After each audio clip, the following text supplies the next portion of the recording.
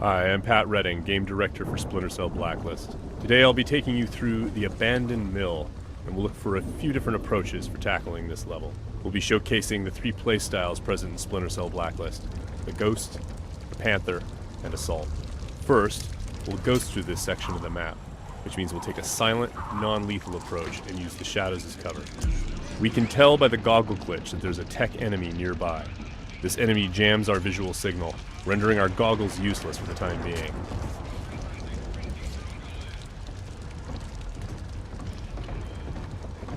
Oh, come off it. That was never offside. What the hell are you watching? Some game from South America. There are a number of enemies below, so let's look for another way down. Bad football's better than no football, you ask me. The tech enemy's dangerous. If we get detected, he's also able to deploy recon drones, which can hunt us down and deliver an explosive payload.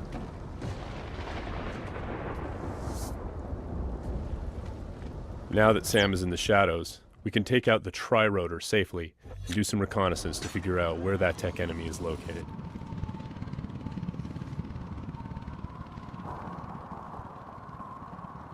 The tri-rotor is equipped with sonar vision and can access areas that are too dangerous or difficult for the player to navigate.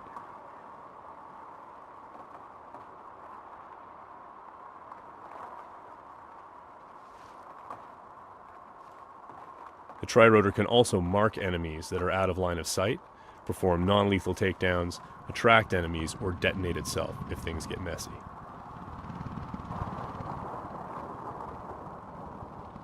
We have to be careful though. The tri-rotor makes noise of its own and is visible to enemies, so if we get caught, all hell will break loose. We spotted our tech enemy hard at work on his laptop.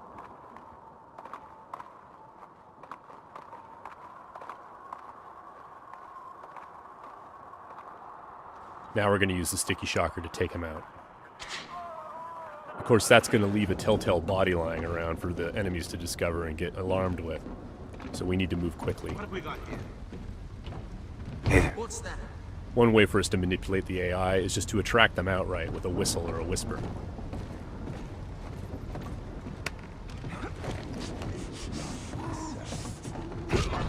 Another method that keeps our ghost score intact is to use sleeping gas and other non-lethal gadgets. Because this enemy is standing in the light, this is one way for us to slip past undetected. Stay alert. He's here somewhere. The game detects individual actions that fit within the Ghost playstyle or Panther playstyle or Assault playstyle and awards points accordingly. As always, Splinter Cell is a game about light and shadow and using it both to hide and as a weapon against the enemy. Sam can create shadows when he needs to. Now, as you can see, Sam's iconic night vision goggles are back. Our AI is dynamic, which means when they discover that things are disturbed or not where they're supposed to be, they'll come and investigate. Sometimes the player can use that for their own benefit.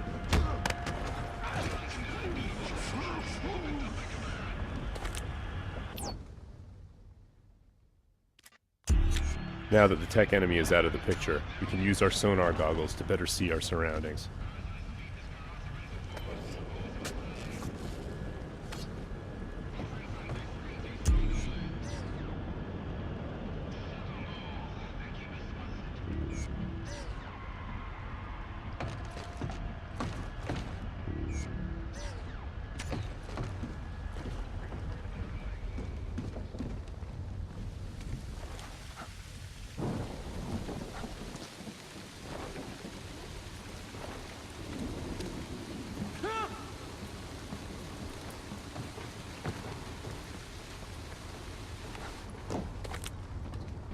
Still breathing.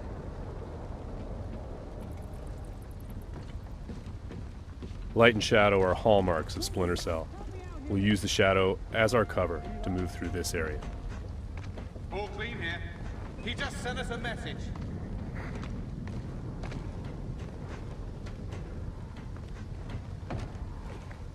Watch your back.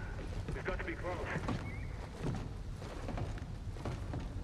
Come up now and I'll treat you gentle. I'm going to sit tight right here. Now, we're going to go through the same area, take a slightly different approach, the approach of the Panther player. That was never offside. What the hell are you watching? This approach involves staying undetected, but striking lethally from the shadows and leaving no one standing. Bad football's better than no football, you ask me. Watch this lot long enough, you might change your mind, mate. That keeper there, he's not bad. Find 20 more When the like opportunity him, and presents you might itself, have a game. the Panther player will line up multiple enemies for a killing in motion finish.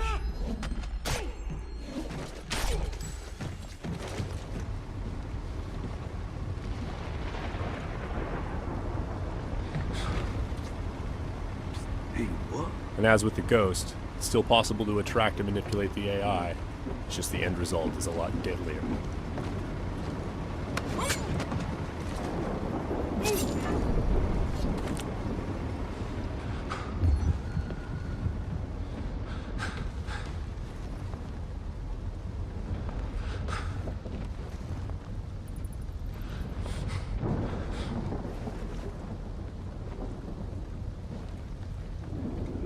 For the Panther, mark and execute is not only an opportunity for killing in motion, the opportunity to move into a close quarters kill is all part of a chain series of takedowns.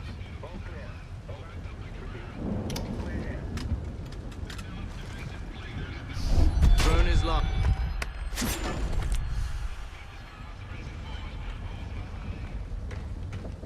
Now let's go through the same area a third time, this time to see how the assault player will handle it.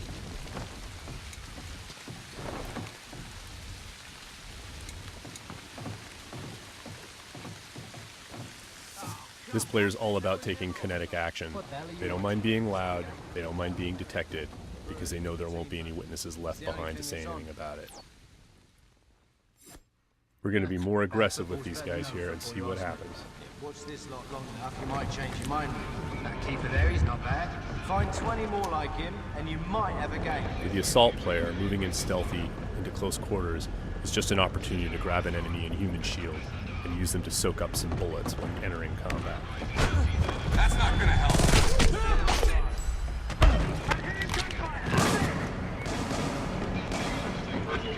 Last known position can be used to mislead our enemies. Because we were detected, the enemies are now on alert, and the tech enemy has launched his drone attacks.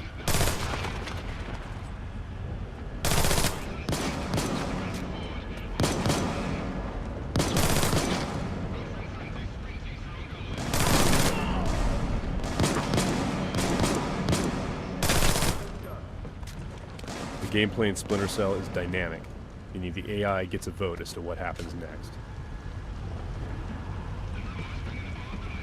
There he is.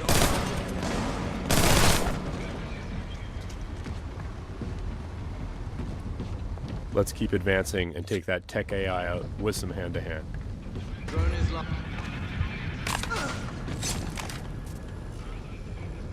That was just a snapshot of what you can expect. Stay tuned for more Splinter Cell news in the weeks to come.